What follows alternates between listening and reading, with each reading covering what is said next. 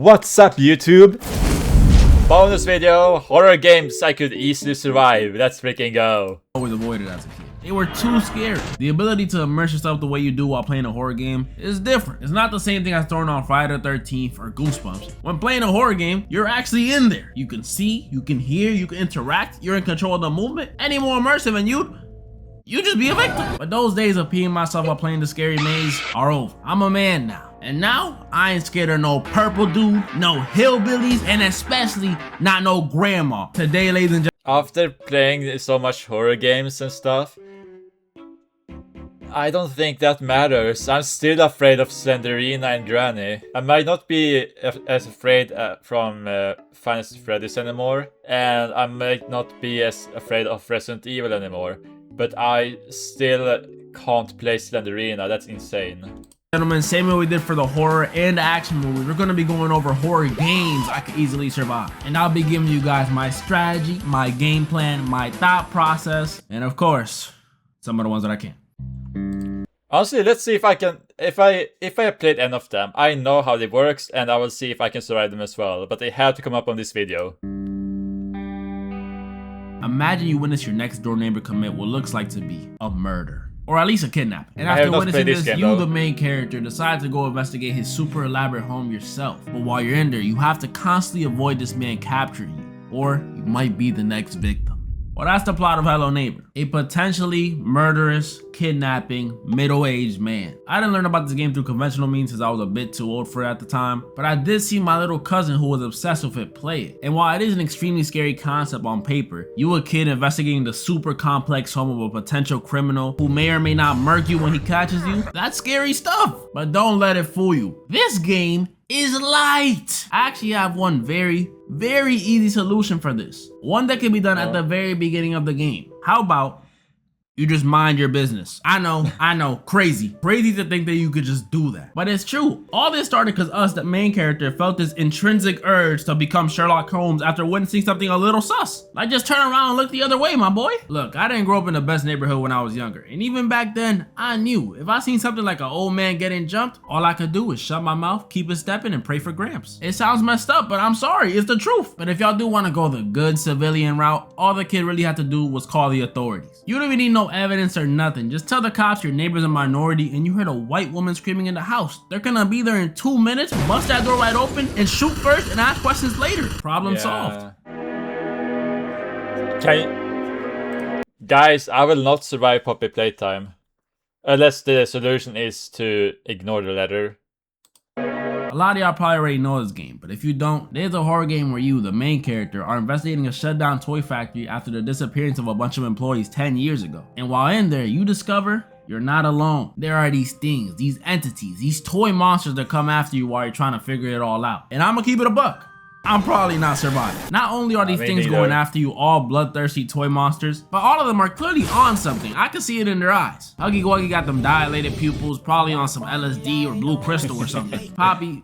Poppy's obviously coked out. Look at those blood vessels. And Mommy Longlegs, she might be off the same thing as Poppy. Either that or she has some severe BPD. And I mean severe, because the way her mood switches from Mommy was just playing, come back. Okay, joke's over. Mommy doesn't like cheaters. Come back over here. Get your ass up! Combo that with the prototype running around doing I don't know what. And in the third game, which I haven't played yet, they introduced hella new monsters, including a freaking cat. Not only did they get me already with my fear of dolls, but now they're using my allergies against me. Yeah, I'm finished. Wait, it says horror games I could easily survive. You just told me you won't survive puppy playtime. Now, while this one may look like a simple indie horror game, no joke, it's actually one of the scariest ones you could play. The whole time you're paranoid, on edge, and just waiting for something to happen. If this is how girls feel while walking alone at night, I am so sorry. Should I play this game? The closing shift? I don't know, I'm gonna put it on my wish list. I'll cross the street next time. There's a Japanese horror game where you play as a female barista working in a Starbucks type coffee shop. And I've never worked in the food industry before, but from what I hear, it's horrible. A horror game in and of itself. You have the clothing shift, obviously. And on top of having an annoying supervisor, as the nights go on, you start noticing some weird stuff going on around the shop. Strange noises, items missing, strange people coming in, strange people staring at you from outside, until you eventually realize you're being stalked. Oh!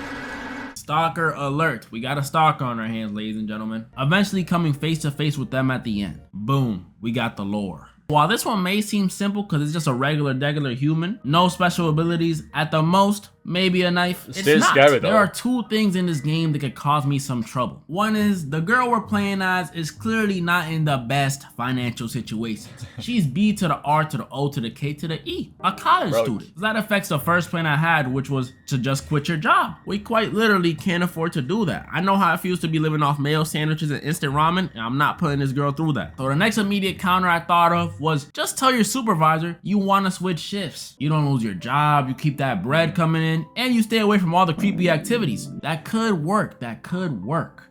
If I knew how to speak Japanese, how would I even communicate? How? There's no subtitles in real life. Drawings, ASL, Morse code. How did I even get this job? Only things I know how to say in Japanese are what, stop, and domain expansion. So communication-wise, I'm cooked. Can't even call the cops. Meaning my only choice for the situation is to defend myself.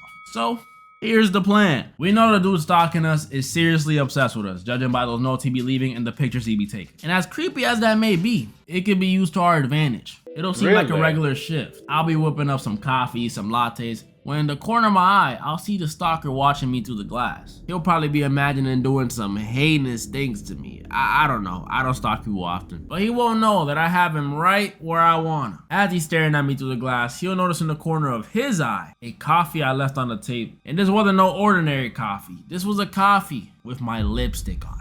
He's a creep, so he immediately wouldn't be able to resist adding this precious item to his precious collection. So he walks into the shop swiftly, trying to get the cup before I can even notice while I'm dealing with some customers. But like I said earlier, I got him right where I want him. Before he could take another step, he hears it.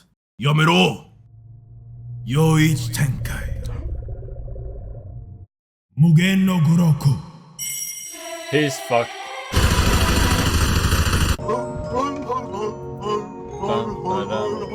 No introduction needed. We all know the name. Some of y'all. Okay, I don't know. I assume he's talking about the first Final Fantasy Freddy's now. I don't know if I would survive that. Especially if the doors has like batteries. If there is like any ventilation system, I could hide there. But that's like gonna pull the same trick they did in the movie. I may know, I faced these guys before when I did the horror movie version of this video. And let's just say, I bodied them. But that was the movie, which is way easier than the game. When it comes to the game, before you can even think of coming up with a plan, you gotta ask yourself, which game am I talking about? FNAF 1, 2, 3, Help Wanted, or Help Wanted 2? Or maybe Sister Location, or FNAF 4, or FNAF 4 Halloween Edition, or Security Breach. All these games have different locations with different enemies you gotta deal with. Some have 4 animatronics, some have 1, some have 50. It's ridiculous. But if we're to go down the list, FNAF 1, I think I can handle it. I may not have worked in the food industry, but I have worked security. And when you have experience like I do, the answer for this one is simple. There is no way I am working a minute on that payroll they got you on. $120. Oh yeah, actually fair. $20? Really? I thought this was a pizzeria. I didn't know I was working at Shein. $120 nowadays can maybe get you a pie of Domino's and a scoop of ice cream. I'm good off that. So the way I'm beating FNAF 1, I'm just not going to work. Maybe I'll go the first night, secure a cool $20 for the 8-hour shift, but after that, I'm good. FNAF 2, they pay even lower. But it's so easy. Wait, I just realized I'm getting more paid working at Subway right now than they get working at the Final Fantasy Freddy's pizza restaurant. Easy. It's practically free money to me, so I'm doing it. And this one we deal with almost triple the amount of animatronics as the first one. And instead of the classic setup, we got 2 vents and 1 big vent right in front of us, which may look intimidating at first because it's so open and accessible. It's not. Cause the second you throw that mask on, these animatronics don't beat on nothing. They got this whole facial recognition mumbo jumbo that doesn't let them see that I'm a security guard, which honestly makes no sense. I know damn well they can still see my ass in my security uniform gripping onto my chair for dear life. But hey, if it works, it works. And the other two that can bypass the mask, all you gotta do is use the flashlight and just wind the music box on the camera. It's easy. If I just don't take off that mask, constantly hold the flashlight and keep checking the cameras, I'm gonna be Gucci Caboose. And that's the first 2 games. Actually, yeah, then I guess I can survive Final Freddy's 2 as well. Maybe not 1, but Final Freddy's 2. Which to me are the easier ones. But FNAF 3 though, this one is more difficult and yeah, I will not survive 3. I will not survive the third one. Completely different than the other 2. Instead of facing multiple animatronics, which may seem harder, I'm gonna be faced head to head with the main man himself, Springtrap. He's a cold, calculated serial killer in a gold bunny suit. And he's also the creator of the animatronics, or co-creator. The point is, the dude is smart. And it's just me and him in his rinky-dinky amusement park. What am I gonna do? And a lot of y'all FNAF fans may not like this answer, but I'm whooping him too. Look, I'm a fan too, but this dude's kill-death ratio is almost entirely made up of kids. And like I said in the intro, I am a grown man now, standing at a tall 5'9". I'm cooking him. Springtrap is going to catch the work. He's gonna wish those spring locks got him before. Oh, but he has a metal suit, so if you punch him, it's gonna hurt.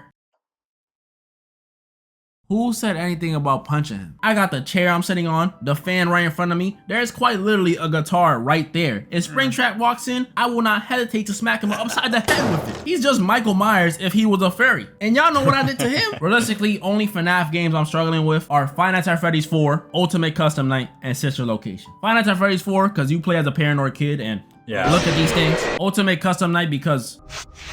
yeah, look at it. What is even happening? And Sister Location, bro, baby is 7 too. I am not dealing with that. And as for Security Breach, Ruin, and Help Wanted, I can't say for certain. I haven't played those yet, but I'm sure I'm about to end those too. I can say like this: I will not survive 4 either. I will not survive Sister Location. I will not survive Pizzeria Simulator. I may survive Security Breach because all I have to do is basically to wait in Freddy's area until the pizza complex is open again. Like, I don't have to run around the whole building, do puzzles to explore. I can just hide and wait for those 6 hours. And then I just walk out. No problem. I could search for an emergency exit, but like, why risk it? As you guys can see though, just like the action in horror movies, there's only a few games that can really stand in my Oh, and Secrets the Mimic, I will not survive that either. way. I mean, I'm still pretty much unbeatable. The main character even dies in that game. Like, there's 3 rounds and it dies in every round. So how would I survive that? Let me know any parts you guys think I was wrong or right about, and let me know any more horror games you guys want me to go over for a part 2. I know I missed a lot. Also, let me know if you guys want me to play any of these horror games or any other horror games on a second channel. I'm thinking about making one in the future, but I don't know. I wouldn't want to make anyone jealous with my gaming skills, you know? Let me know for real. And moral of the story? Get your ass over! Okay, yeah, I guess that was all of the videos for today.